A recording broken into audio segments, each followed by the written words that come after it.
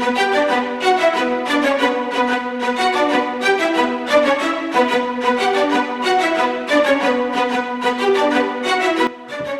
and welcome to the Football Time Podcast. We're here with our man Achilles Rain to do the NFL Week 13 recap and review show. You ready to get into this? Yeah, buddy, let's do this. All right. We still have one game to go. The Ravens and the Cowboys play tonight. I guess we'll touch on that a little bit before we get into our headlines. What do you make of that game? Lamar's back. Anything new on that since we talked on Thursday? No, I mean, I guess, I'm sure the Ravens are happy to get him off that list. They'd rather have a healthy Lamar than sick Lamar. So, but, overall, I think that team's kind of been underperforming as of late. So this is probably a good feel-good game, trying to get everybody, back on the right track. But, I can't really say anything until I see them play against a pretty bad team tonight. If they can perform well, then we know that they're on the right track. But they got a lot of work to do. Yeah, definitely up. And Lamar's back, so I think they'll be all right, at least in this game. The spread jumped up a couple points today, so everybody must have been hurting off Monday's game and throwing all the money they have on the Ravens. Yeah, I would assume so. I mean, it was a pretty rough week, so I'm sure that, a lot of gamblers out there were really excited that Lamar came back. Well, some people were all over the San Francisco 49ers all of a sudden. So, because I told you when I got there today, the spread went from like Bills -2 to I got 2.5 right before kickoff at game time, and I was all on that one. Yeah, you were telling me about that. I mean, I was really excited that I got them at -2. You know how I am. As soon as the Sunday slate of games ends, and it literally, as the clock hits midnight and it turns into Monday, I get on my app and I check what the lines are, and I try to jump on these lines early. But then you told me, and I was a little shocked that line had jumped into San Francisco being a favorite, which was a little shocking, but it still worked out. All right, let's get into our headlines. Now this made headlines. All right, for headlines this week, we're going to do a little playoff pretender contender. All right, you ready to go? Let's start out with the probably the most shocking, I'd say, overall score of the week. I don't know about game of the week. Cleveland Browns dominated Titans.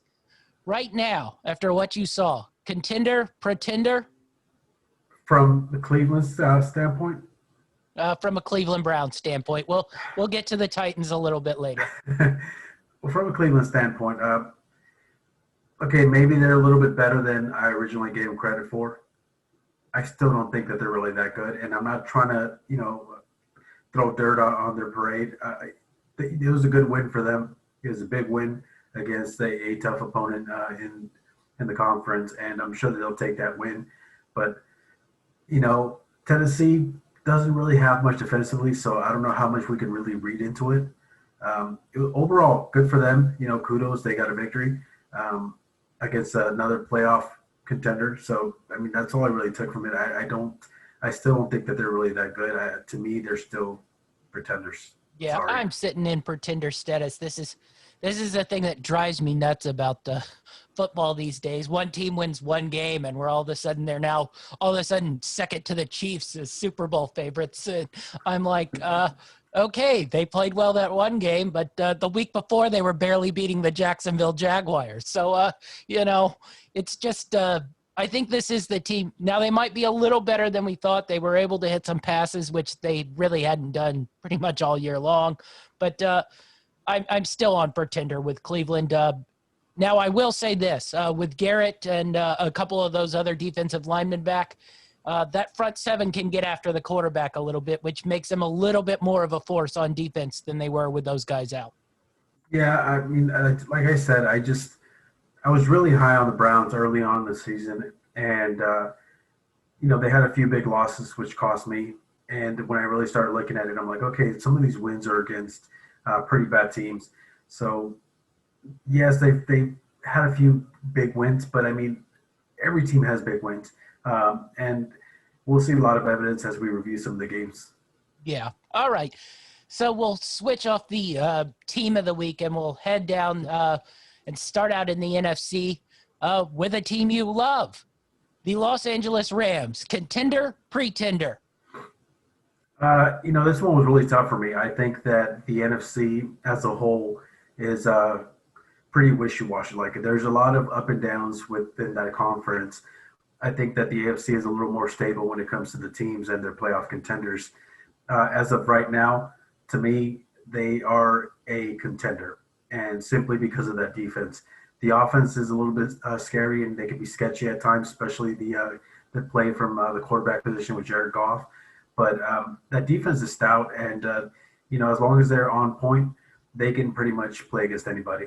Yeah, they're a definite contender for me, and I'm putting them in the top tier contender status with New Orleans and Green Bay. I think they've, at least defensively, they've shown that they're that type of team. And other than some, weird quarterback play, I think it's definitely this team is right up there with the Saints and Green Bay. So I think they've separated themselves a little bit in that NFC West. So we'll move on to the second team in the NFC West, Seattle Seahawks. We just talked about Cleveland Browns and overreacting to them. Seattle Seahawks, contender, pretender? Okay, so before I even let you know what my spiel with the Seahawks is, I just want to let you know that when you told me about this pretender contender list, what I did was basically I broke it down. I have 4 teams in my contender category, and then I have 4 teams in my pretender category for each conference. And unfortunately for Seattle fans out there, the Seahawks ended up on my pretender list. And it's not that I don't think that they're a good team. I think they're a really good team. They're a really solid team, especially offensively. They got some really big weapons with Metcalf and Russell Wilson. I mean, especially early on in the season, we were all considering him to be an MVP type of season. But it's just that defense. Even with Adams back, they seem to be missing too many focal points. And it's really hard for me to call them a contender when they can't play defense. And especially after this last week, I know that we tend to overreact a lot when it comes to the NFL. But losing to the Giants, who have been playing better, I'll give them that. But losing to the Giants was pretty hurtful, I think. I think it really hurt their status as far as contenders go. So as it stands now, for me, they're just on the cusp of being contenders, but they're pretenders. Yeah, I'm on contender with them, but I'm tiering it wise. They're contenders with I'm putting Tampa Bay in there, and it's things have to go right for them to, contend for a Super Bowl spot. I don't think they can play a bad game and find a way to win it. There's just too many holes. The offense is starting to look a little shaky. It's been a little shaky probably about I'd say 3 or 4 weeks now, and the defense has gotten a little better, but it hasn't improved to the point where I think they could, if the offense isn't humming and scoring 30 points, where they can win a game. Yeah, I mean, I think this goes back to what you talked about a few weeks back. The fact that defense is playing so poorly, and now it's evident to everybody watching that defense just really isn't good. It's not the type of Seahawks defense that we expect. Because of that, Russell Wilson it's almost like he feels pressure to outperform what he's normally been doing to make up for that lack of defense. And it seems like he's forcing a lot of these throws and making some mistakes that he normally didn't make early on in the season. And I think that's what's really costing them, in my opinion, their spot in the contendership thing. Yeah, definitely. Okay, we'll do the other two in the NFC West. The Arizona Cardinals and San Francisco 49ers. The 49ers, even with that loss, remain sort of right there. They're only 1 game behind the Cardinals. And so I don't quite knock them out yet. Same with they're about a game behind the Vikings. So they're sitting right there. What do you make of the Cardinals and Niners here? Contenders, pretenders? To be honest with you, and I know that my brother, who's a big 49er fan, is probably going to hate hearing this, but the 49ers didn't even make my list. I do have the Cardinals as a pretender, just below Seattle. And a lot of that has to do with the fact that I think their offensive line has been struggling as of late, which hence causes a lot of pressure on Murray. And when Murray tends to get pressured, he tends to make a lot of mistakes as a young quarterback. And defensively, they've got some key pieces, like Buda Baker and things like that, but they don't have a complete team that can make up for the mistakes that the quarterback's making. And we've seen over the last few weeks, they've struggled a few times because they've been pressured. And that's why their record is where it's at now, when a couple of weeks ago, people were picking them to win not just a division, but possibly even, the conference and go to the Super Bowl. But, things change quickly in the NFL, especially in a couple of weeks. Yeah. Okay. I'm out on the Cardinals. I think they're a definite pretender. And if that Hail Mary doesn't hit, they've lost like 5 games in a row here. So, I don't like the way they're trending. I do not put San Francisco as a contender into the Super Bowl, but I don't think anybody would want to play this team if they got in the playoffs. And I think they still have a shot because their next 3 games are Washington, Dallas, and Arizona.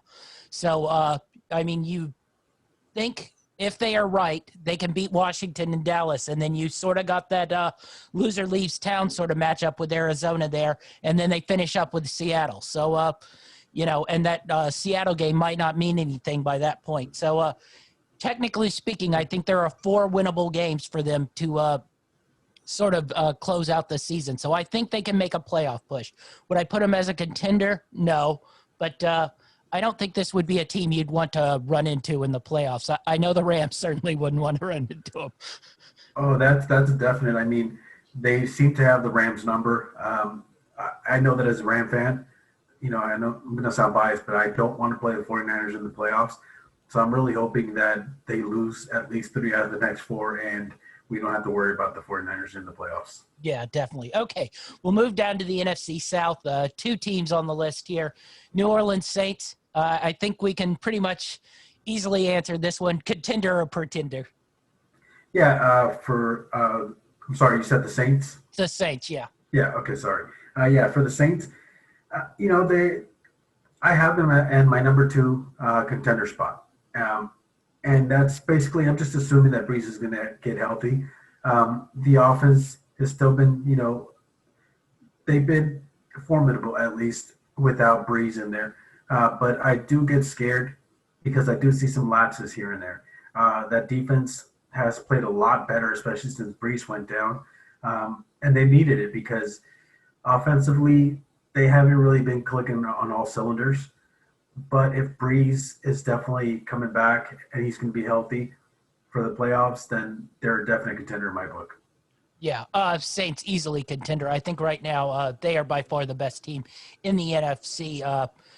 The question is, I don't think they can contend with Taysom Hill at quarterback in the playoffs. I think regular season they will be just fine and win games. But I find it very difficult to believe that he can win, 3, possibly 2 playoff games, in a row here, especially with such a light load that he's played so far. 2 Falcons, 1 Broncos without any quarterbacks.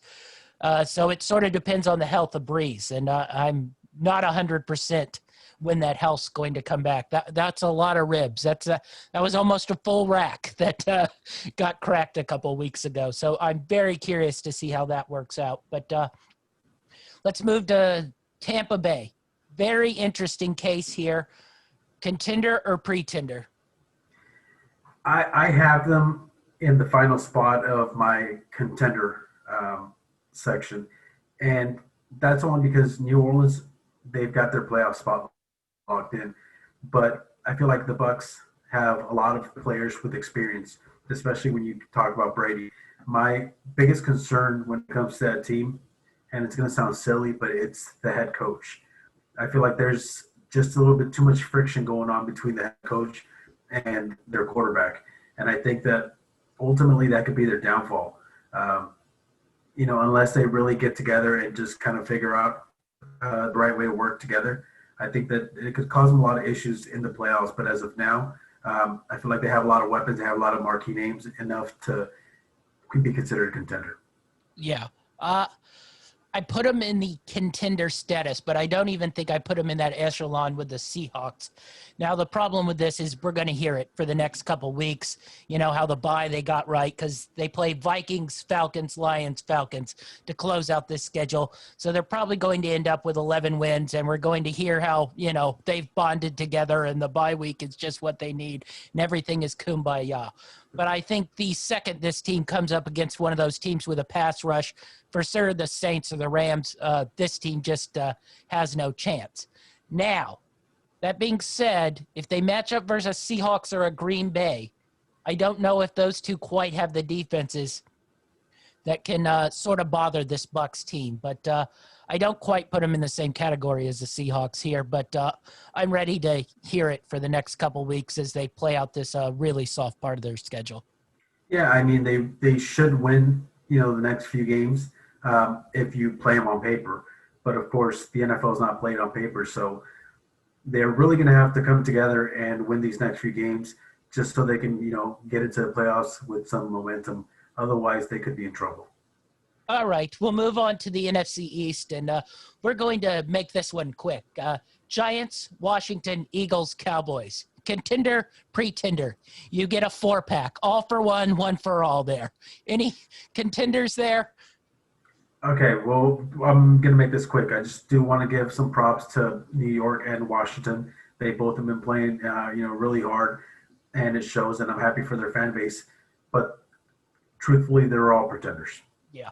Okay, they're all pretenders, and they're all pretty much have no chance of moving on outside a playoff game, even if the Giants' defense looks a little frisky. I don't foresee them beating any of those top-tier teams at all. Okay, we'll go to the NFC North.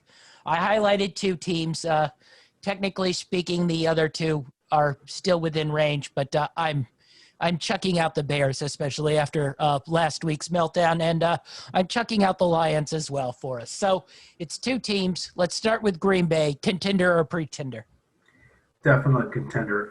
In my opinion, as the as the NFC stands right now, without Drew Brees in New Orleans, to me, Green Bay is the best team in the NFC, and they're probably the most consistent team. So they're definitely contender in my book. And for the Vikings, they're definitely on the outside looking in. To me, they're pretenders. Yeah. But I still wouldn't want to face them. No, definitely so. Okay, let's get to the more interesting one here. The Minnesota Vikings. God, they don't win pretty. I don't think anyone trusts their quarterback to do anything, but they have some very dangerous weapons at wide receiver. They probably have the most dangerous weapon at running back in Dalvin Cook. The defense is not great, but Minnesota Vikings, I think, have moved themselves into probably, I'd say, a favorite to get that last playoff spot there. Minnesota Vikings, contender or pretender? Well, like I said literally a couple of minutes ago, to me, they're pretenders. But they're one of those teams, like you said, that I don't want to face simply because if Cousins can play mistake-free, which is asking a lot of him, especially as of late, and he can just kind of rely on the running game, they can be dangerous. They don't have the defense that we expect from them from, you know, seasons past, but they're still a team with enough weapons, especially, you know, at running back, and they've got some really solid wide receivers that they can give trouble to just about anybody. They're definitely a headache type of team, Cinderella type of team. So I wouldn't want to face them, but they're still, in my opinion, pretenders. Yeah, definitely. I think they're a little scary. They remind me a little bit of that Tennessee Titans team last year that started out a little slow. And then as they build, they got the running back to sort of control a game. They have two, you know, really scary receivers, one that can, you know, sort of work the inside and one can work deep in Jefferson. So if you're just asking Cousins to do some play action and milk Dalvin Cook, I think they could scare a team, especially somebody with a poor rush defense like Green Bay. I don't think they want any part of that Dalvin Cook train. Yeah, I mean, with them, it's definitely going to be about controlling the clock and, you know, playing smart football. If they can do that, they're a solid team. But unfortunately, they haven't shown it all season long, and that's the only reason why I have them as a pretender. Yeah, definitely. Okay, We'll move to the AFC East, which has all of a sudden turned into one of the best divisions in football. I don't think that has been said in probably 25 years. So Yeah, let's your team's on fire, man. let's start out with the Buffalo Bills. Contender or pretender, and where do you have them? Oh, to me, they are a definite contender, and I actually have them. I know it seems a little bit weird, but I have them in my number 3 spot for the contenders.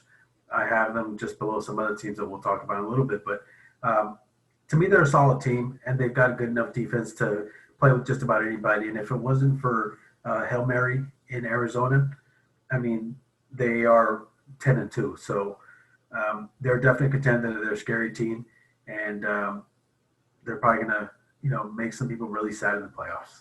Yeah, I have them as a definite contender, and I'm starting to bump them up week by week. But once again, we've talked about this. The one thing that scares me is this is essentially a warm weather team. We saw it again last week as they're launching balls all over the field, hitting deep plays, and it's a warm weather team that is playing in Buffalo. And I guarantee you, in January, it's not going to be warm in Buffalo. And I don't even think it will be cold. It will be so frigid that it will not be fun to be out there. So I'm a little curious how some of these games work out. I'm going to watch them pretty heavy these last handful of games when they're at home and see how they play, see how they control the game and the clock. But right now, the way they're looking, I thought their defense, once again, played much better than it had earlier in the season this week. So I definitely have Buffalo in the contender category. Now let's move to the Miami Dolphins. Contender or pretender? Listen, you're going to be upset when you hear this. Now, like I said, when I did my list, I put 4 contenders and I put 4 pretenders. The Dolphins, unfortunately, didn't make the cut to my contender section, but they're still a solid team. I just think that offensively, they're not quite there yet. Defensively, they've been really stingy throughout the season. They've had a few lapses here and there, but they're a solid team, and they can play with just about anybody. I get scared putting them in the contender section because of their offense. We still haven't seen enough from Tua to say that, he's going to throw for 375 yards and 4 touchdowns and no interceptions. We haven't seen enough from him yet. That's the only reason why I have him outside of the contender section. Yeah, I don't have them as a contender. I have them as a happy to make the playoffs. And in the next 3 to 5 years, this team might be quite scary, probably depending a little bit on the health of Tua. But if they can get some weapons on that outside, find a running back to, maintain the run game, this defense is already built to win games. I like the way Tua has looked versus, middling teams. He didn't show it versus the Denver Broncos, but, a young quarterback versus that Denver defense, as much as that offense is a joke, the Denver defense is no joke. So I don't really downgrade him there. So I think they'll just be happy to get in the playoffs. I don't look for them to be a real contender. Now we'll move to a much more curious one, and one I don't know anybody wants to see in the playoffs. I don't know if they can generate offense. I'm not sure their quarterback can throw the ball 5 yards anymore. But the New England Patriots are creeping right along here. New England Patriots, contender or pretender? Now, the wife is going to be so angry at me, but to me, they are pretenders. And again, same reason as to why the Dolphins are pretenders, in my opinion. The offense just isn't there. Defensively, they've been playing great. They've been keeping themselves in games because of that defense. They have probably the best coach in the NFL in Belichick. Unfortunately, you do need some offense. Maybe not a lot of offense, but you do need some offense to win, especially in the playoffs. I still see them probably performing pretty well for the rest of the season, but as far as the playoffs are concerned, you need to be at least somewhat balanced when it comes to winning those games. And I just don't see it when your quarterback is throwing for 69 yards. I don't see it. Yeah. Right now, I have to put them as a pretender, though. If they can find a way to get in the playoffs, I think it will be very, very scary. because Bill has shown that he can sort of construct. I think he has a feel for this team now. It's not a pretty feel. I don't know how many viewers actually want to watch them play football, but they're getting wins. Now, here's the scary thing. Rams, Dolphins, Bills are their next 3 games. There's no more Chargers. There's no more Cardinals. There's no more Texans on this list. So I don't know if there are enough wins in there. They probably have to win 2 out of those 3 between the Rams, Bills, and Dolphins. And then they got the freebie and the Jets at the end of the year. But to get to 9 wins. But I think they have to win 2 of the 3 to beat Rams, Dolphins, and Bills to have a shot at the playoffs. Yeah, it's going to be tough for them. Their schedule isn't going to get any easier going towards the end of the season. But, if anybody could pull it off, it's definitely Bill Belichick. He's probably one of the greatest minds in the NFL right now, if not the greatest. And that's why they are even in this conversation, because if you would have told me a few weeks ago, are we going to be talking about the Patriots as possible contenders, I would have shook my head. There's no way we would have been talking about them. But it's because of the coaching staff, and that defense has been making enough plays to keep themselves in the conversation. So, kudos to them. Yeah, definitely. Okay, we'll move on to the AFC South, then we'll get to the team that played the Cleveland Browns, the Tennessee Titans. Are we a contender? Are we a pretender? Should I tell Dynamite David to log off?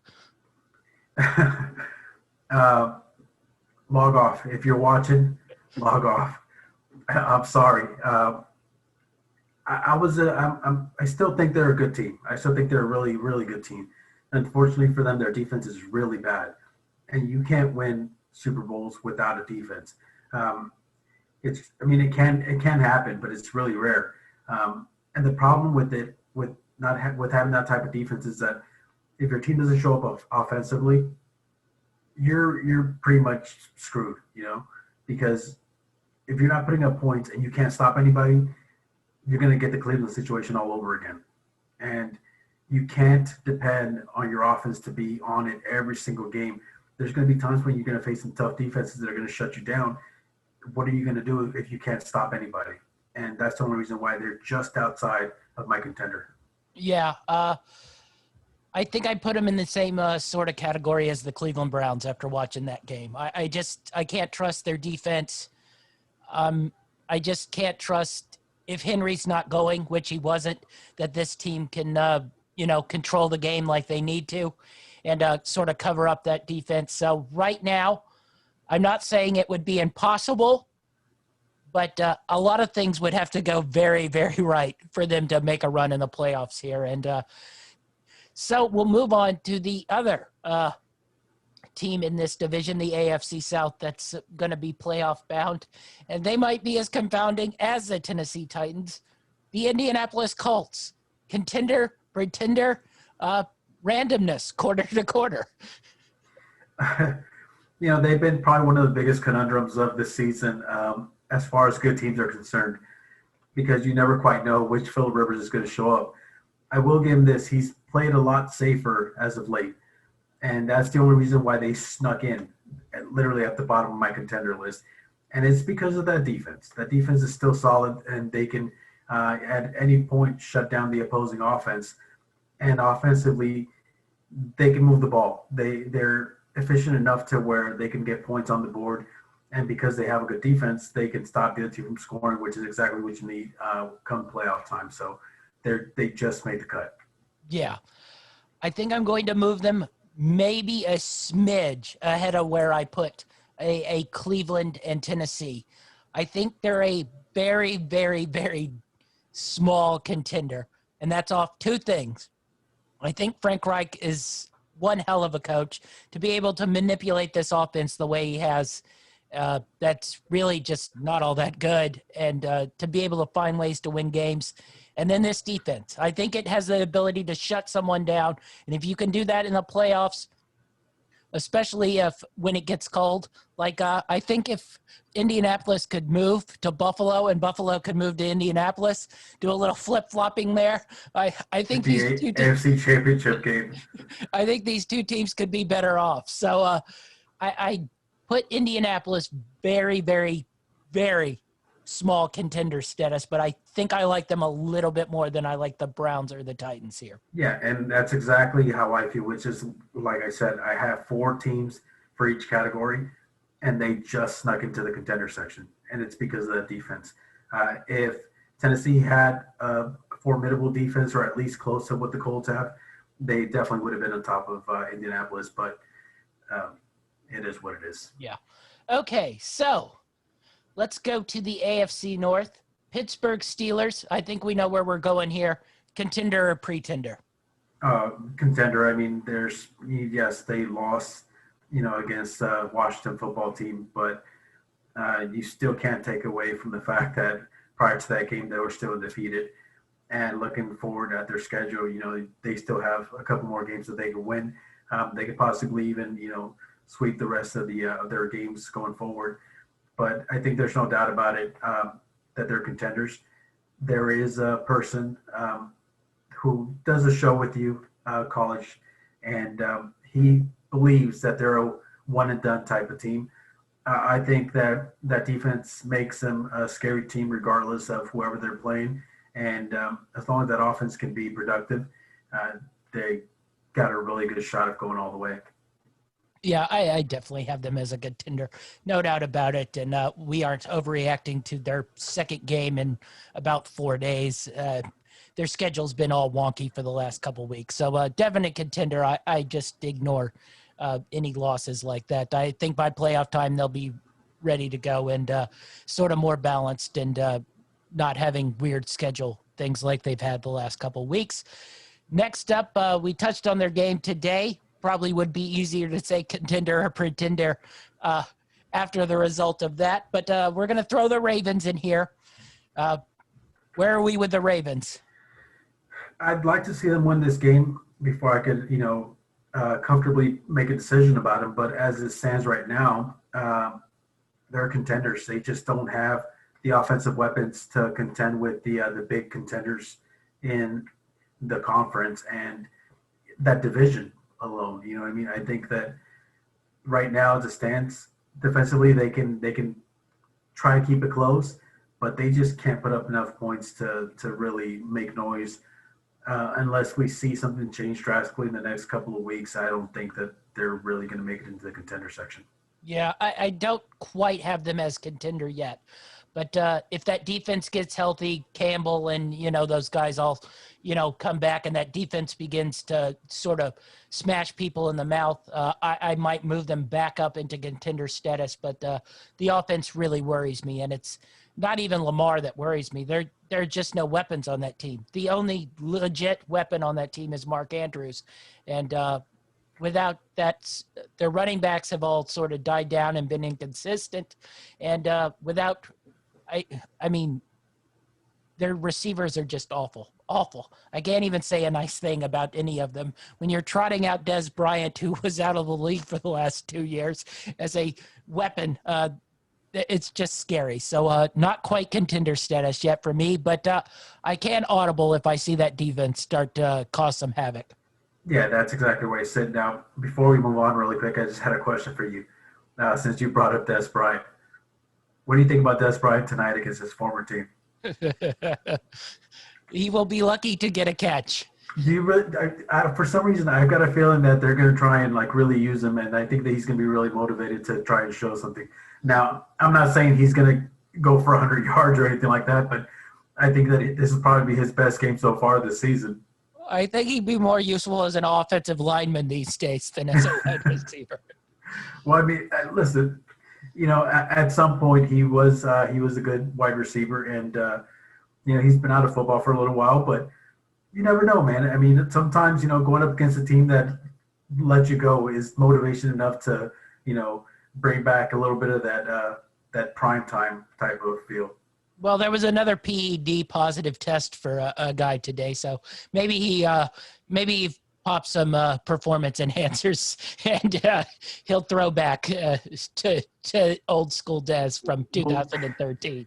If he has it, and just by pure chance he happens to hear this, take some. All right. I don't know how long we need to discuss contender, pretender with the Kansas City Chiefs, but I'll do mine quickly. Contender. Where are you? Let me see. Contender. All right, we'll move on. I'm going to throw them in here, but it's very, very difficult for me to throw them in here. Oakland. See, I can't even get their name right. That's how poor I think they are right now. I don't blame you after the performance, that they put up. That was bad. It's just we're trying to do everything in their power to give them that win, and they didn't want to take it. But I'm sure that if they would have lost that game, a lot of people in Las Vegas would have said just go back to Oakland. So yeah.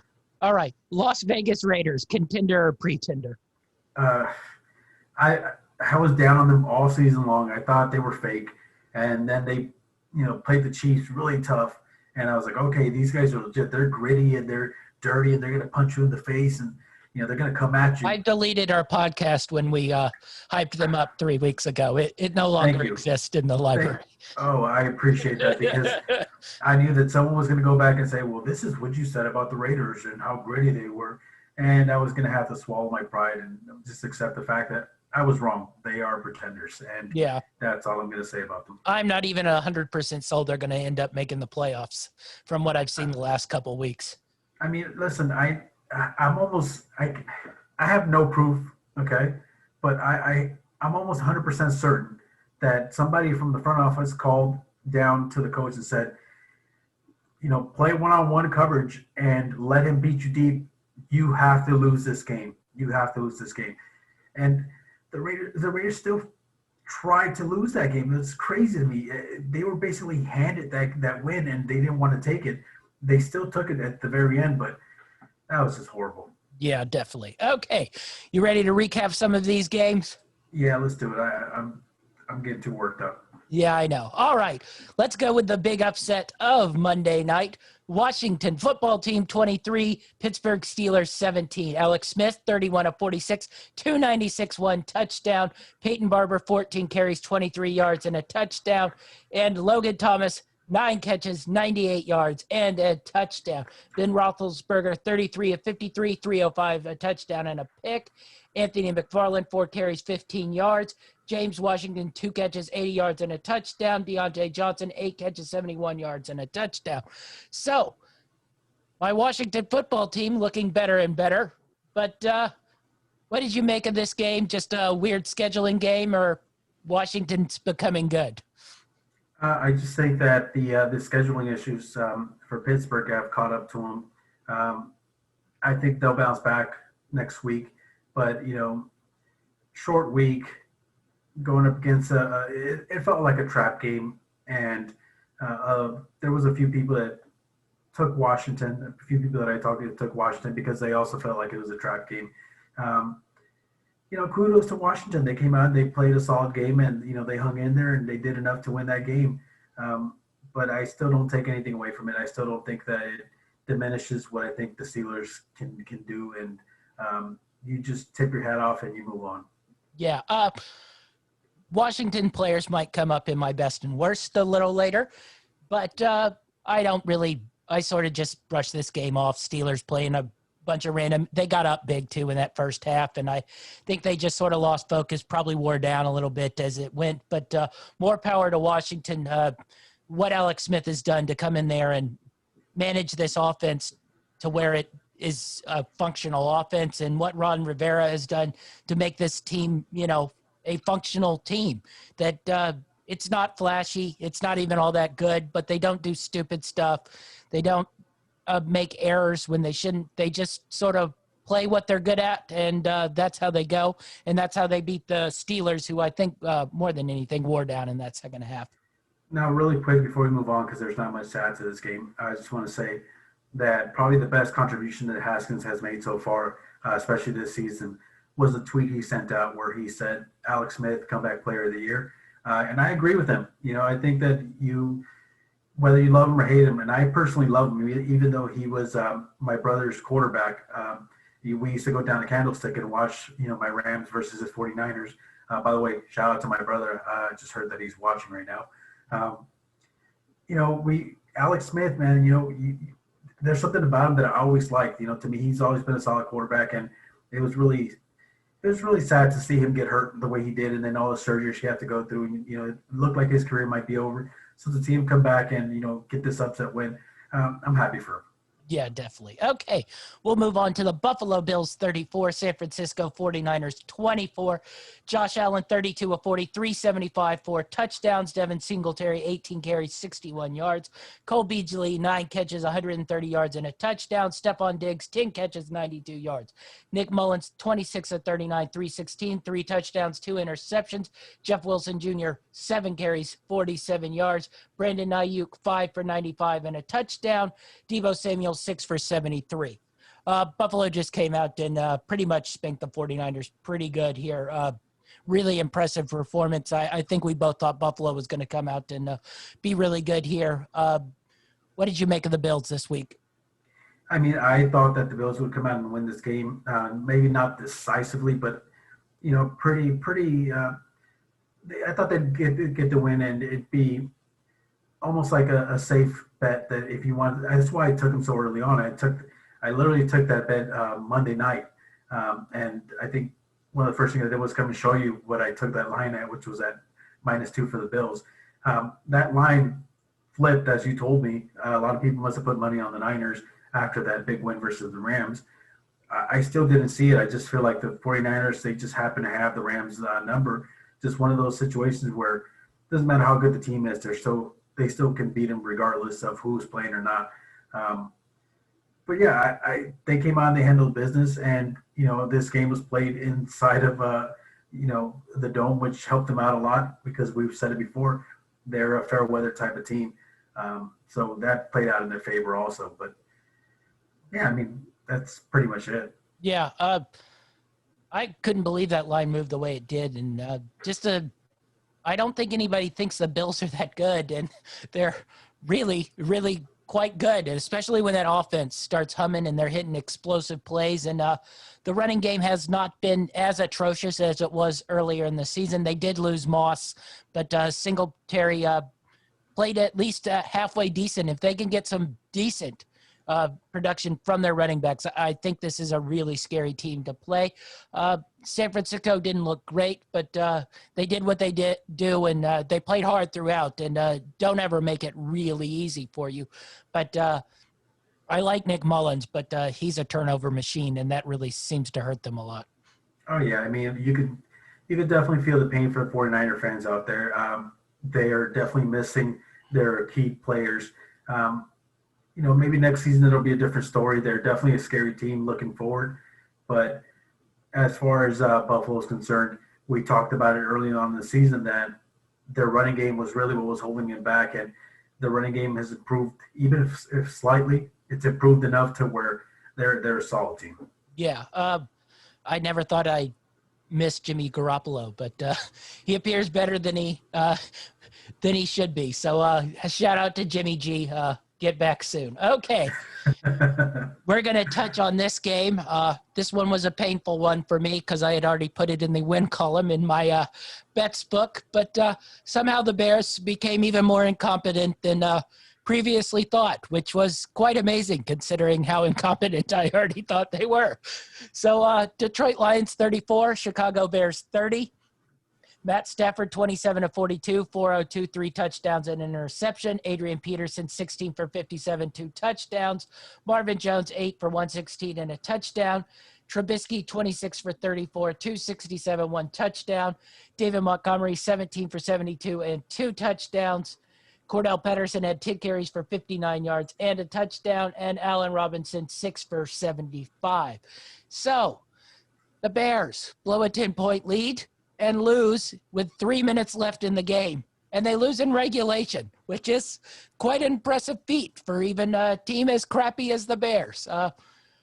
We didn't get to watch this game. I went back and watched my misery and pain unfold in those last 3 minutes. The only thing I can say is everybody in the Bears organization should be fired.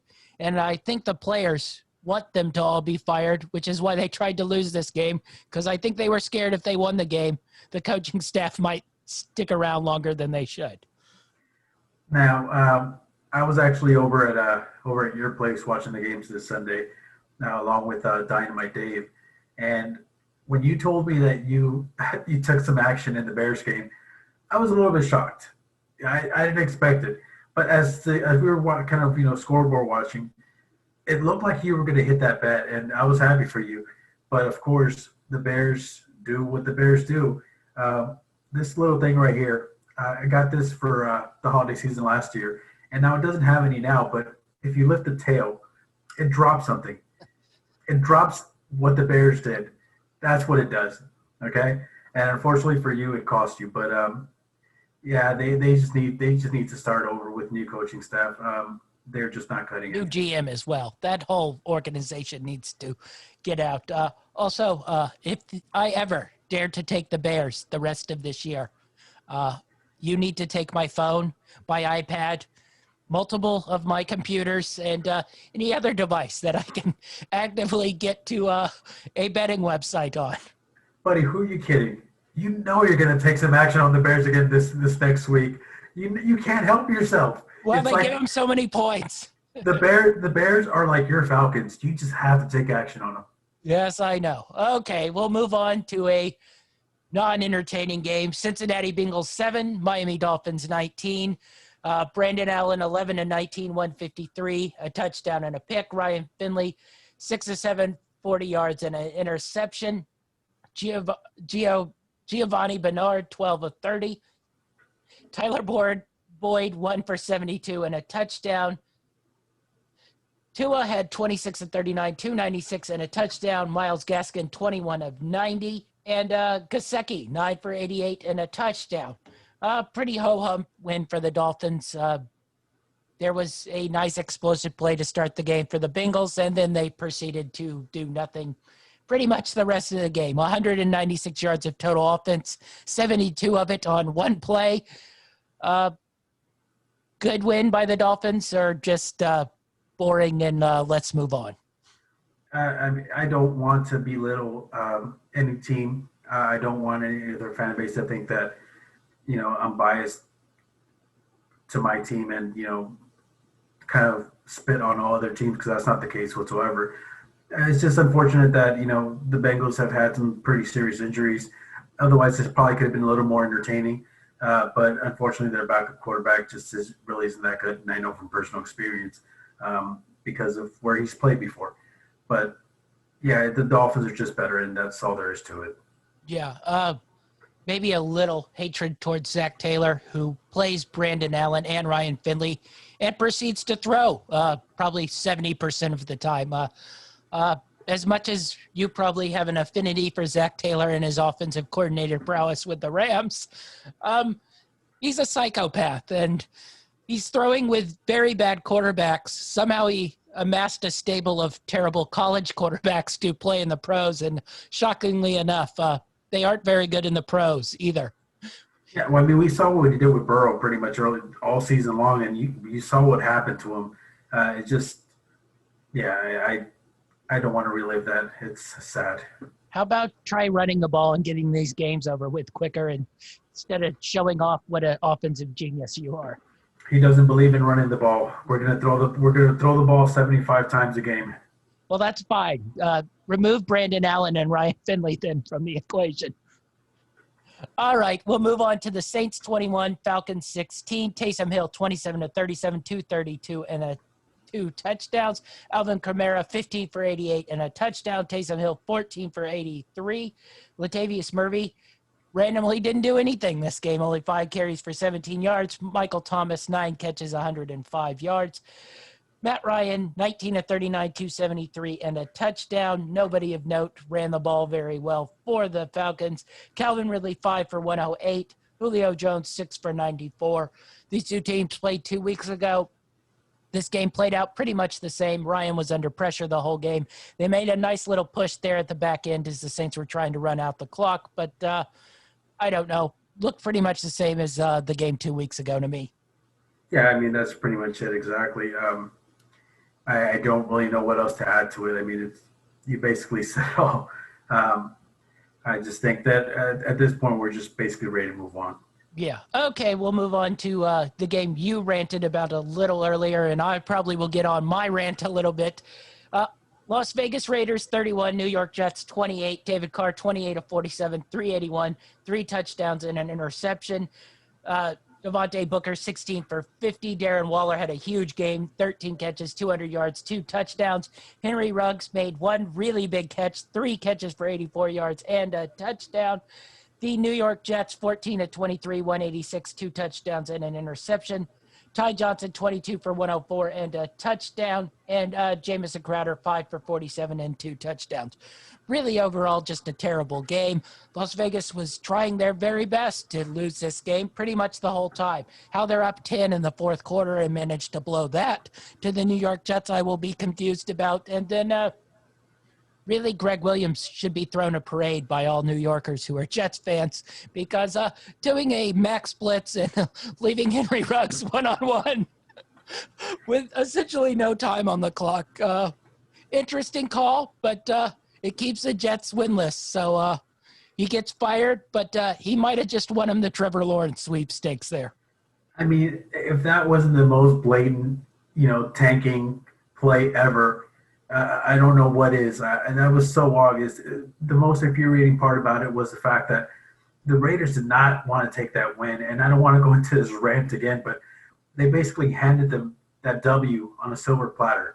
Kind of like Jameis Winston. Eat the W. They're saying, eat it. And they didn't want to take it. But eventually they took it, and the Jets are happy about it. Yeah.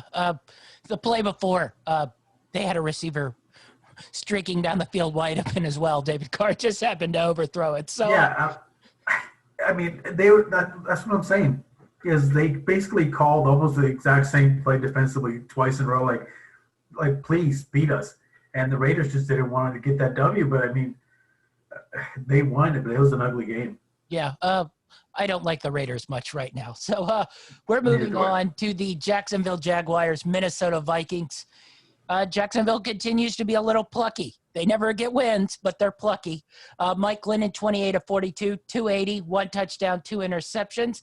James Robinson, who nobody is talking about, but should get a little love for Rookie of the Year. I mean, Jesus, he's probably the best rookie running back in the league we've had for the last couple of years. 18 for 78 and a touchdown.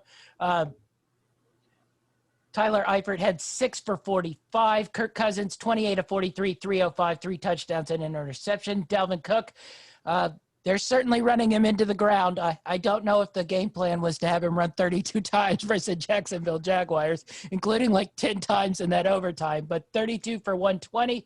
Jordan Jefferson continues his good rookie season with 9 catches for 121 and a touchdown. Adam Thielen, 8 for 75 and a touchdown. So the Vikings always make it interesting, but they managed to come away with a win in overtime. What do you make of the Vikings right now? Like we talked about a little bit earlier, to me, the Vikings are on the outside looking in as far as contenders are concerned. But it's still a team that I don't want to play if I'm anybody facing them in the playoffs. They can be scary. But that team, even though Cook is the main weapon for that team and you want to use him as much as possible, it's still going to go as far as Cousins is going to take him, because he needs to really learn how to manage the game properly. He wants to be an Aaron Rodgers type of quarterback, and that's not what he is. He needs to just manage the game, really rely on that running game. The defense isn't as good as it's been over the last few years, so we can't really say that they're going to depend on that defense. That defense is going to win them the game. It's not going to happen that way. They won this game. It was a lot closer than they probably would have liked, but ultimately that's all that matters, is getting the W.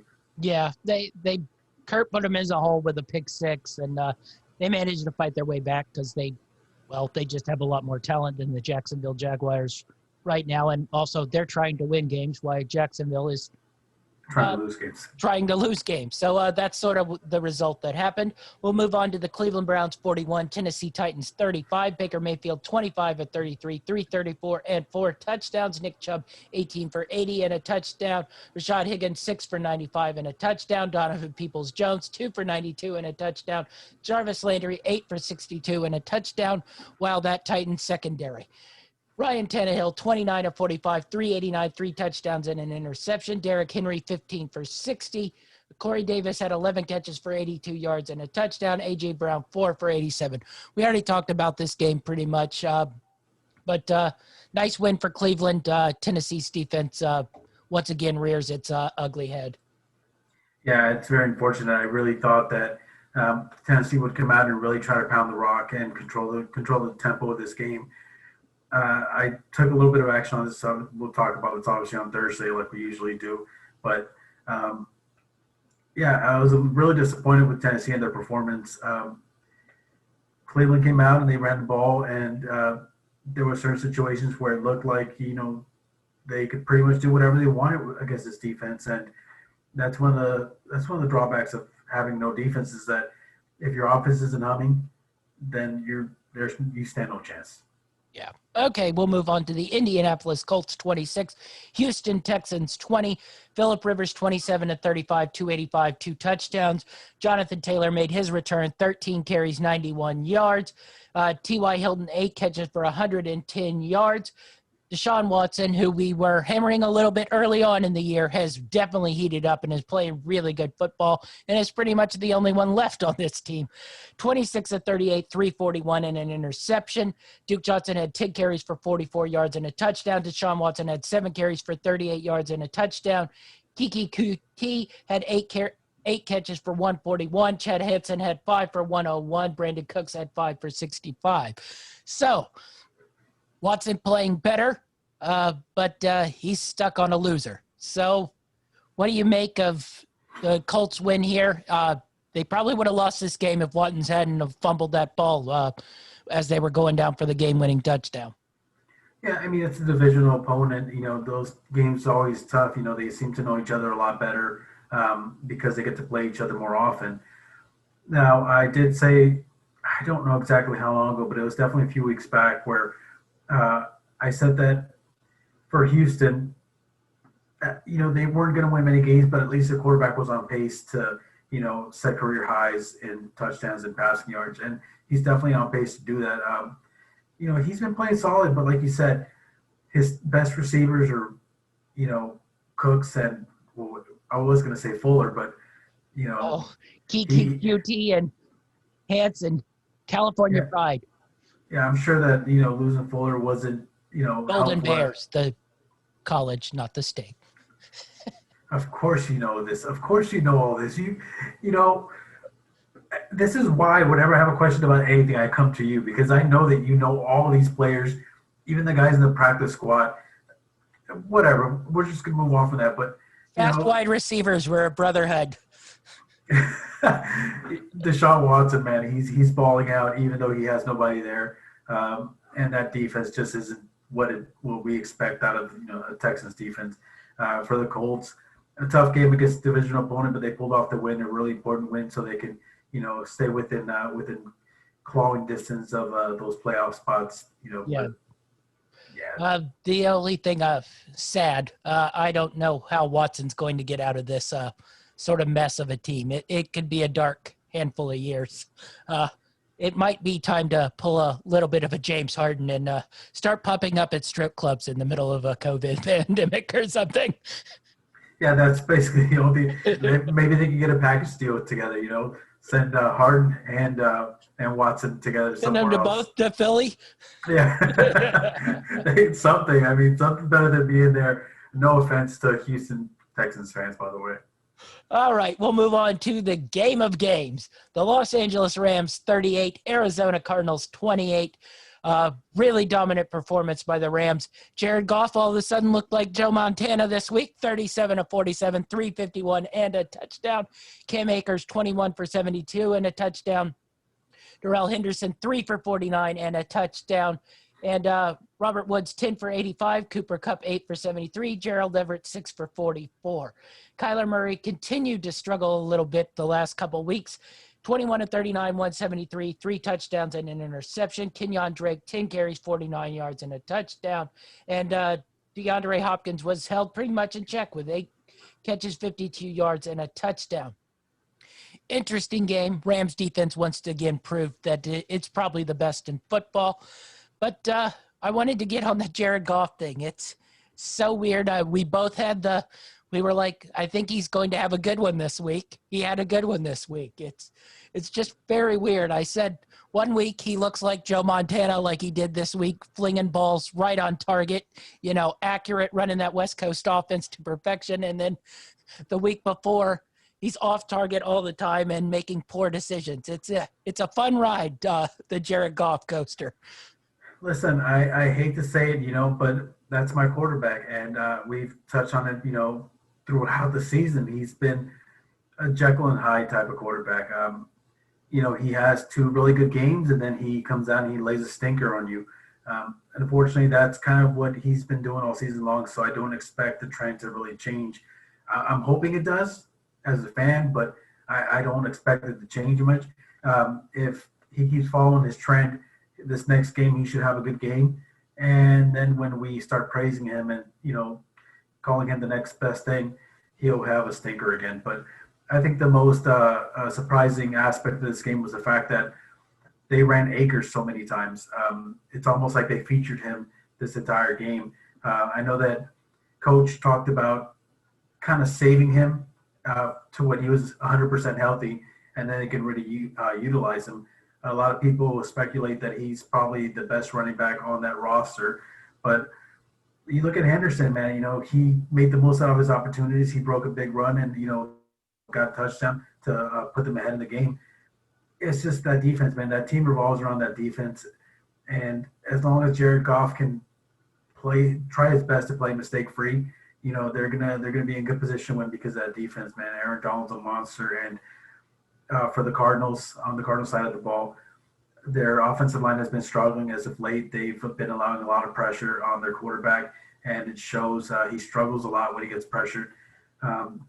As mobile, as fast as he is, you kind of expect him to be able to get out of these situations. But when you have a monster like Aaron Donald who, can get it at you, who's just as quick, maybe not as fast as Murray, but just as quick as Murray, Murray was dropping back, and next thing you know, he's got four guys coming after him, and it's not much he can do. And then the results of the game kind of tell it all. Yeah, definitely. Really impressive performance by the Rams. Let's see if they can put a couple of these together, more so the offense. A couple of good games together would be a nice to really see if they can push for a Super Bowl berth here. All right. Right. Really quick, just right now, they took over first place in the NFC West, and as long as they can keep pace with Seattle, they pretty much have a playoff spot locked up in a home game possibly. Yeah, definitely. Okay. We'll go with the New York Giants versus Seattle Seahawks. A close game, but not all that interesting a game. Colt McCoy was a highly efficient and pedestrian 13 of 22 for 105 yards, touchdown and an interception. Wayne Gallman, the pride of Clemson, 16 for 135. Alfred Morris's corpse, yes, he's still in the league, 8 for 39 and a touchdown. Evan Ingram had 4 catches for 32 yards. Russell Wilson, 27 of 43, 263, touchdown and an interception. Chris Carson, 13 for 65. Russell Wilson had 7 for 45. DK Metcalf, 5 for 80. Tyler Lockett, 6 for 63. So, what did you make of this game? Big ups to the Giants defense. It seems to be getting better and better every week. They're getting a little scary. Now, this offense, Wayne Gallman has turned it into a good running back. He was a great one in college, but he had some chances with the Giants early on and never seemed to grab onto the role. But he seemed to attach to it this year. But what do you make of this Giants win here? Yeah, well, listen, as well as he's been playing over the last couple of weeks, I think that the biggest improvement has been on the defensive side of the ball. They've played pretty solid, and they just seem to be getting better. Now, unfortunately for them, their quarterback is out. Their running back is out. They don't have a lot of weapons, on when it comes to wide receivers. But they're still hanging in there, man. The fact that they won this game says a lot. Seattle came out and they looked kind of flat. Metcalf tried to make some big plays. He had some big catches, but they've been having trouble running the ball. And like we said, the Giants defense has been playing better. They were able to get pressure on Wilson.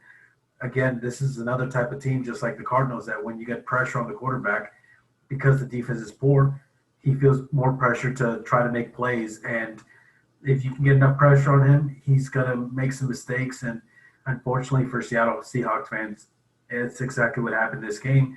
This was, I'm not going to take too much out of this loss for Russell Wilson and the gang, but this was upset week, man. We saw a few upsets that we didn't expect to happen. So I think if you're Seattle, you dust yourself off and you kind of, keep going forward and try again next week, because now the Rams, like I said earlier, they took the lead in the NFC West, and you got to hope for them to lose, and you got to play a good game and take a win if you want to regain control of that division. Yeah. I'm going to pose a little question to you about Seattle. Earlier in the year, they weren't running very much. They were sort of playing a real open and, let's say, a Zach Taylor type of style of play. Now, they were winning games and racking up yards, and their defense was awful. They've seemed to slow down this pace the last couple weeks and tried to focus more on running the ball. The defense has looked a little better here, but the wins have not come quite as much, and Russell doesn't look as explosive in this style of offense. You think maybe they should tweak and go back to that sort of wide open, just fling it all around and play shootout football, or try to grind it away like they have the last couple weeks? Well, see, that's the thing is, yeah, they have been playing a little more balanced offensively, but part of the reason they've been doing that is because their defense has been so porous. Now, it was a lot harder to notice the holes in this defense early on in the season because Russell Wilson was playing out of his mind. I remember we all had him as an MVP candidate, but as the season progressed, those holes became more glaring, and because of it, I think that the offense has shifted to try to control the ball a little bit more by running the ball a little bit more. Unfortunately, it's what you have to do if you want to stay in these tight games. Now, because of that, you put yourself under the gun, and you put a lot more pressure on Russell Wilson to have to come back in certain games because that defense is pretty bad, and they're going to get scored on. And even by bad teams like the Giants did. Colt McCoy, I can't remember the last time he won a game, but, it was a long time ago. It's been a while, and this was a big win for him. But the fact that Colt McCoy can come out and score on you, and then it puts you behind the eight ball to where now you have to – the defense knows what you're pretty much going to do because you're down. It puts you behind the eight ball. I don't think that they can really move away from what they're doing because their defense is bad. Yes, it's gotten better when Adams came back, but what has gotten better? Literally dropping the safety down and blitzing. It's not like the improvements are huge and vast. They've gotten slightly better. It's still not enough, and I think that you can't really get away from trying to be balanced because if you do, you're back to where you were, where you're just going to have to throw the ball 40 times, and it's going to be a 40-35 type game. Yeah. Okay. We'll move on from that one and go to an awful game, really. Philadelphia Eagles 16, Green Bay Packers 30. Carson Wentz 6 of 15, 79 yards. We'll get to Jalen Hurts in a minute. I got a little bit of a talking point there. Miles Sanders 10 for 31. Dallas Goedert 5 for 66. Greg Ward 3 for 57 and a touchdown. Aaron Rodgers continued his dominant performance, 25 of 34, 295, 3 touchdowns. Aaron Jones 15, 131 touchdown. Devontae Adams 10 catches, 121 and 2 touchdowns. So Eagles still suck. They made the move to Jalen Hurts. I don't like that move very much, but whatever you need to do to spark your team. But I don't think that he's not going to be too much of an upgrade if you've ever watched him pass. Great win by Green Bay. What'd you make of this game? I mean, Green Bay is a better team, and it shows, especially when you look at the score. Now, as far as that, swapping quarterback, we talked about it a little bit. I think it was last week. Yeah. And we mentioned the fact that, at least I said, I understand the fact why you'd want to keep Wentz and not put Jalen in there. But I think at this point, with the way it's playing out, with Washington improving and with New York improving and them slightly, taking a bigger lead in the division, I think at this point you kind of have to see at least what you have and how you can perform against, NFL type of competition. You know what you have in Wentz, and he's your quarterback going forward. But I still think that you owe it to yourself and your fan base to at least see what else you have in your backup. Yeah. Let's put it this way. Jalen Hurts went 5 of 12 for 109 yards, a touchdown, and a pick. It's not all that much different than what Carson Wentz does. Now, I will say this. If they're going to run this offense and adjust it and make it sort of something like Lamar Jackson runs, or they're running down in the New Orleans with Taysom Hill, and he's going to be sort of a read option type quarterback that, throws quick, short passes, I think he can be successful, much like the offense he ran at Alabama and at Oklahoma. But if they're just going to drop him back 500 times like the Eagles do and run that West Coast style of offense, I don't see a difference in Hurts and Wentz. They're both right now bad, inaccurate passers.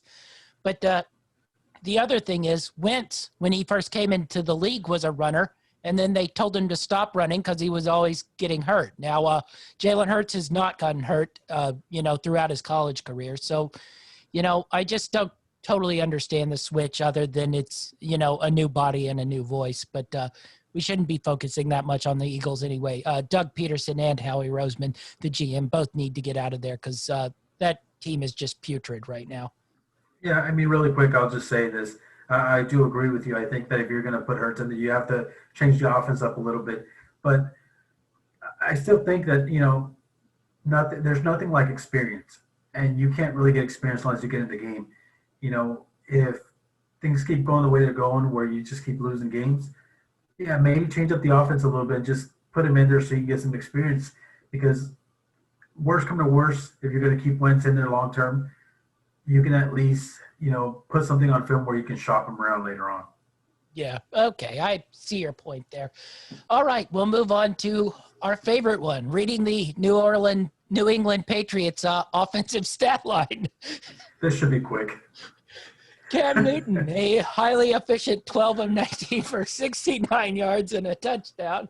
Damian Harris, 16 carries, 80 yards. Cam Newton, 14 carries, 48 yards and 2 touchdowns.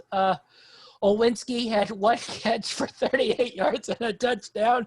Sony Michel had 1 catch for 23 yards.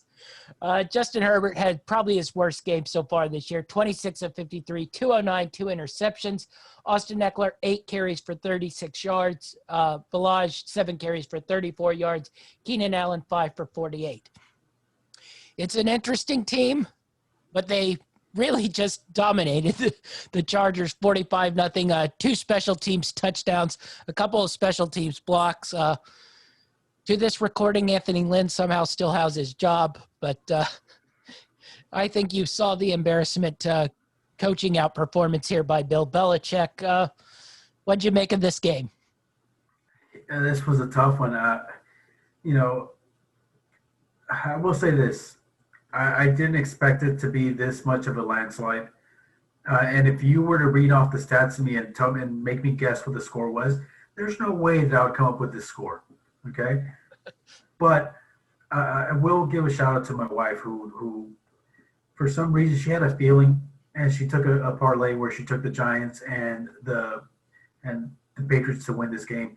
And it paid off for her. And I didn't see it. She saw it. So it looks like she's the brains when it comes to football in this family. But,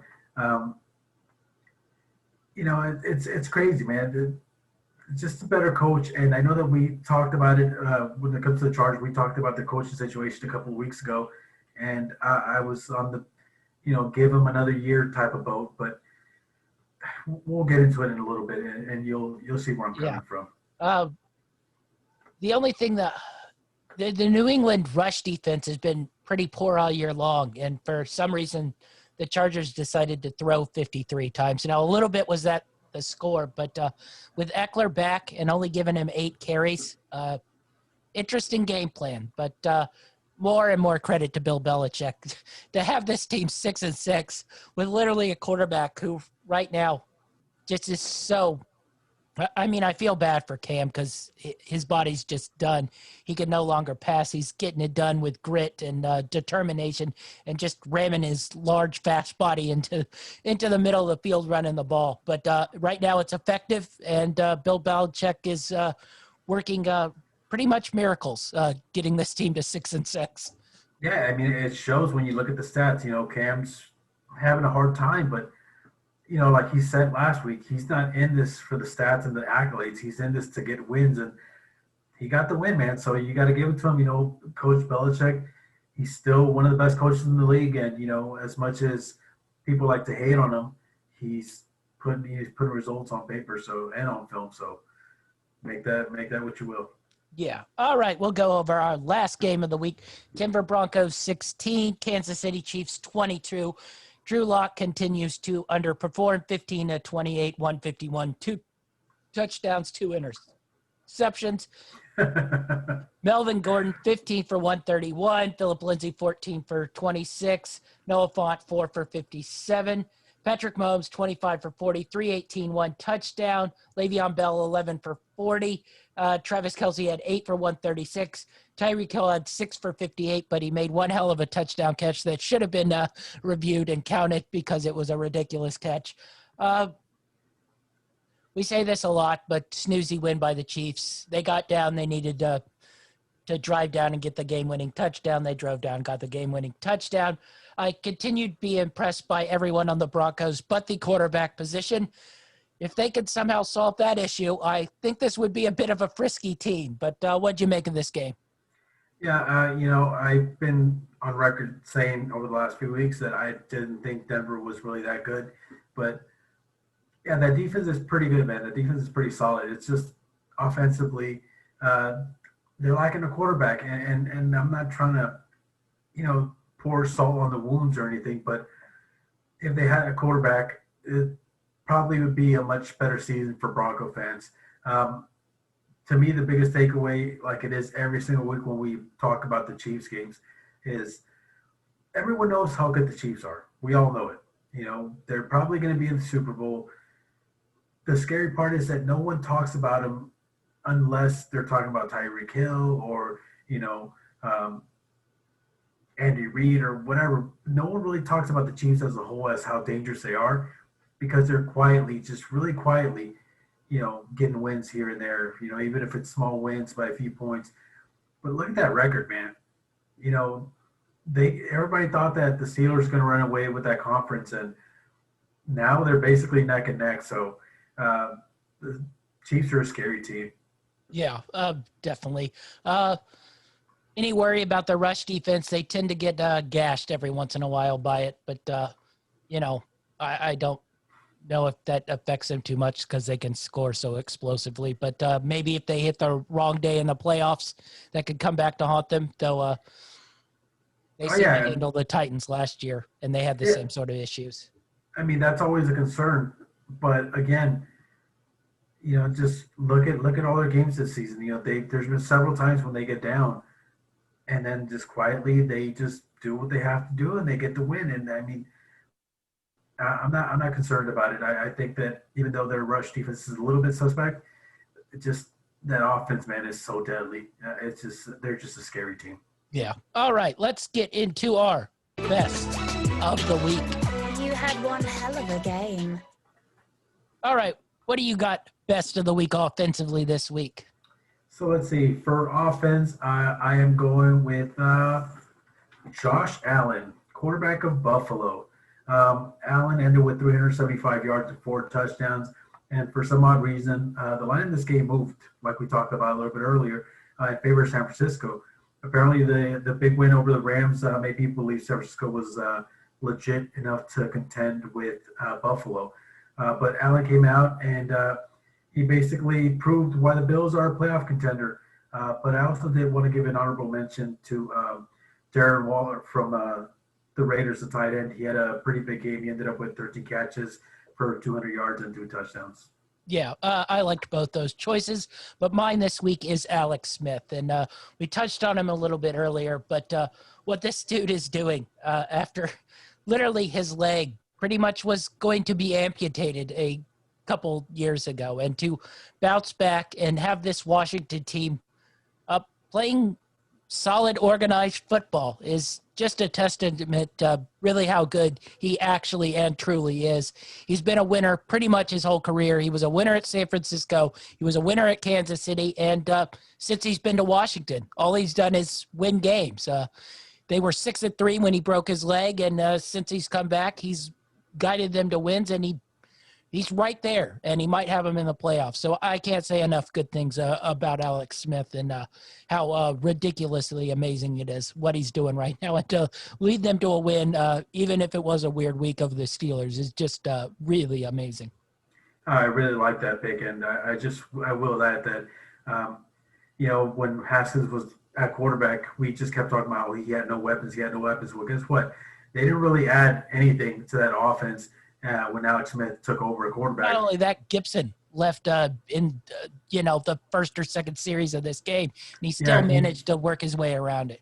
Yeah, exactly, and he still managed to get the win. I mean, that's huge. I definitely tip my hat out to Alex Smith. He's definitely one of my favorite quarterbacks, even though he was usually beating my team. Yeah. All right. Where are we going defensively? So defensively, there were a couple of key standouts, but I decided to go with the cornerback Cameron Dantzler from the Vikings. Not only did the rookie help his team win an important game to stay in the playoff hunt, but he also had his best game so far this season. Mike Glennon threw at him was like 7 times. He only allowed one pass for 3 yards, and even though it was just the one he allowed for 3 yards, he still managed to strip it, cause a fumble, and recover it. And he also had a big interception. So he was a big part of that win. So he's my defensive player of the week. Good call. All right. I'm not going with a player this week. I'm going with a unit, and that's a Patriots special teams unit. If you can't move the ball on offense very well, you find other ways to score. And they came up with 2 touchdowns and a handful of more blocked plays on special teams. So my unit, New England Patriots special teams unit, really fine game and help lead to that massive blowout this week. All right, where are you going coach-wise? Now, this one was tough. I debated between Bill Belichick for that dominant win versus the Chargers, even when his quarterback threw for only 69 total yards. I also thought about, Kevin Stefanski with the Browns for punching the Titans in the mouth and getting that big win. But I went with Joe Judge, coach of the New York Giants, because even with his main players out, he trusted his backup quarterback, Colt McCoy, and he led his team to victory over one of the top teams in the NFC in the Seattle Seahawks. And I think it was a huge win, and it's a huge momentum builder going forward. I think that this is really going to help them come together as a unit. Yeah, I thought about doing Judge, and I almost did, but I'm going to complete the Washington football team circle and give a shout-out to Ron Rivera this week, beating the undefeated team. Really, he's just had a great career as a coach. I think he's a little underrated. I don't think he quite gets thrown in that Sean Payton, Andy Reid, Bill Belichick sort of category. But he's won a lot of games. He's made a Super Bowl, and he almost won that Super Bowl, as a matter of fact. So just shout out to Ron Rivera, somehow turning this really porous Redskins or Washington football team into a decent unit and capable of getting to the playoffs. So pretty impressive by Ron Rivera. All right, let's go into our worst of the week. Terrible. Just terrible. All right, where are you going for worst of the week? For worst of the week on offense, as much as I wanted to go with Cam Newton and his 69 yards passing, like last week, the Pats won that game. So instead, again, like last week, I'm going with his opponent, rookie Justin Herbert. He usually plays well, but Coach Belichick caused enough of a ruckus to, get in his head. And we talked about it and how good Coach Belichick is at doing that. And, he caused a lot of trouble for the young quarterback. He ended up with 209 yards, 2 interceptions. He went 26 of 53. So as much as I like him and as good as he's been all season long, he is my worst player of the week. I have a co-worst of the week. One is Carson Wentz, who has pretty much been the worst of the year so far this year and been terrible all year. The other thing I wanted to give a worst of the week to is the Pittsburgh Steelers running game. If there's one little spot where I'm a little worried about the Pittsburgh Steelers, it's the fact that they're having to throw 50, 55 times a game. This running game just has not been on point pretty much all year. I know there was no Connor this week, but it just hasn't really looked good all year long. And they couldn't do anything versus that Washington team this week. Worst of the weeks for me on the offensive side of the ball. Yeah, that's actually pretty good. All right, where are you going defensively? Defensively, this is probably the first time ever that I've considered a worst of the week a winner. And I'm going with an entire unit. I'm going with the New York Jets defense. They're getting it out this week because they played bad. I almost put Greg Williams as my best of the week because he's going to end up getting them Trevor Lawrence. That's where my dilemma was do I put him in best defense of the week or do I put him in worst defense of the week? Now, I just went ahead and put him in worst defense of the week, but I want to make sure that I let everybody know that I still like what they did because they helped themselves by hurting themselves. And, they basically they played horrible. They played really good in the beginning of the game. They had to win, but they had to find a way to lose that game, and they did it with that type of coverage, which was twice in a row. They played really bad coverage, and they lost that game. So this is the first time ever that my worst of the week is also my best of the week, I guess. Well, I'm going with Mike Vrabel. I just thought that game plan was pretty poor, and then he abandoned the running game pretty quickly. He made some decent adjustments at the end of the second half, but I just the way they got punched in the mouth, the way they haven't been able to solve their defensive issues when he's supposedly the defensive co-coordinator up there as they're running it as a unit. Just didn't think Mike Vrabel had a great game this week, so he was my worst of the week. Okay. Right. Was that for coach? Oh yeah, that was for coach. What did I skip? Player? You skipped defense. I need to hear this. Oh, that's because I had the Jets. Oh, you had the Jets also? Yes, I had the Jets.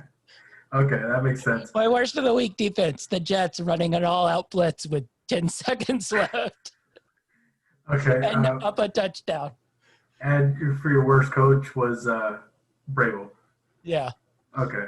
Well, my worst coach of the week is Anthony Lynn from the Chargers. Now, I was one of those few people who believe that that Lynn deserved another year to keep improving the team.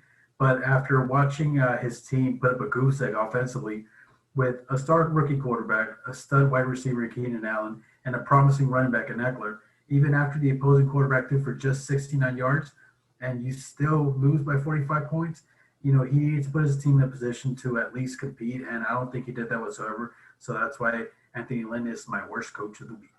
That's a good call, and I jumped the gun just a tad. Got a little lost in the mix of worst of the week. But that's okay. That's our show for the week. We'll be back on Thursday to do our pick show. Be sure to follow the Football Time podcast. We'll also have our man Dynamite David doing the college picks tomorrow. The Know It All podcast will be back on Friday. We lost the file on Monday, and it's sitting somewhere in the middle of cyberspace, but it was, let me assure you, a damn fine podcast here. I'm going to have to take your word for it. Because one day it will pop back up. But be sure to follow the Know It All podcast. We'll have our movie review. Achilles Reign will be back in here for the NBA soon to do win totals. I don't know if that'll be Friday or Monday. Also, our college basketball drive-in dish. We'll have all our picks, and soon the NBA picks will be coming in and flying. What do you want to promote here with us here today? Same thing as always. So you can follow me on Twitter at TD Achilles. You can follow me on Instagram at That Dude Achilles. You can also check out my YouTube channel at That Dude Achilles also. All right. And I'm GLN Champ on all the social media feeds. That's our show, and we're out.